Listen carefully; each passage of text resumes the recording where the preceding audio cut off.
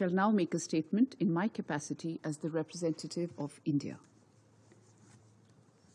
I thank SRSG Mr. Abdul Abari and President of the ECAS Commission, Mr. Gilberto Verissimo, for briefing us today.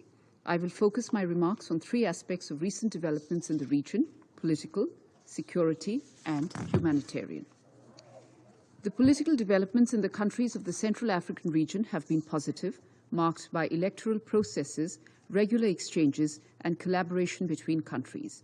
The successful holding of elections in Angola, Congo, Equatorial Guinea, and Sao Tome and Principe is yet another positive indication of democracy taking strong and firm roots in Central Africa. It is heartening to see the consolidation of democracy in the region, even though there may be some pitfalls in the processes. We also note the increased participation of women in the electoral process and in the legislatures, particularly in Congo and Sao Tome and Principe. We are closely following the developments in Chad. The Doha Agreement and the National Dialogue has brought about agreement on the transition roadmap. However, challenges remain, particularly in the context of discordant notes by sections in the opposition.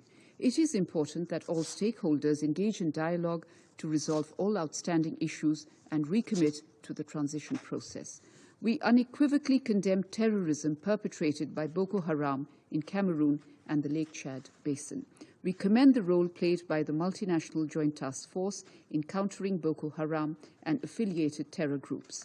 This exemplifies a point we often make about the need for well-coordinated and well-equipped regional strategies to deal with terrorism in Africa.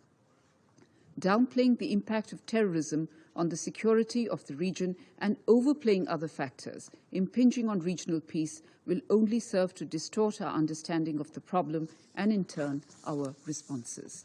We take note of the improved maritime security situation in the Gulf of Guinea as countries strengthen regional and international cooperation.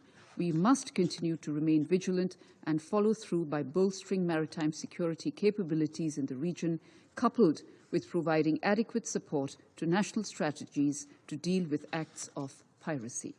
The socio-economic and humanitarian situation in the Central African region portrays multidimensional challenges underpinned by historical injustices and exacerbated by developmental challenges. The impact of the COVID-19 pandemic and now the protracted Ukraine conflict are reversing the hard-won developmental gains thus far. With rise in prices of essential commodities and shortages of food, fuel, and fertilizers, basic needs have come under duress. Sustained attention and support of the international community will be needed to help these countries build back better.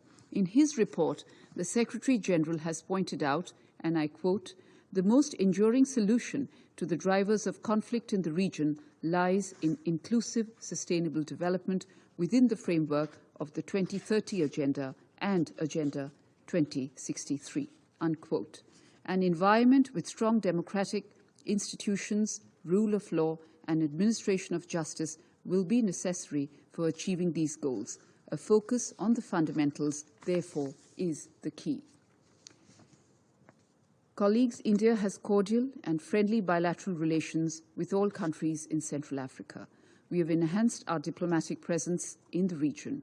Our development assistance and coordination has been steadfast. We have extended soft loans worth $2 billion for projects in agriculture, transport, power, and water supply to countries in the region. India's duty-free tariff preference scheme is also applicable to several Central African countries. We will continue to engage proactively with countries in Central Africa to further peace, security, and development for its people. Thank you. I will now resume my functions as President of the Council.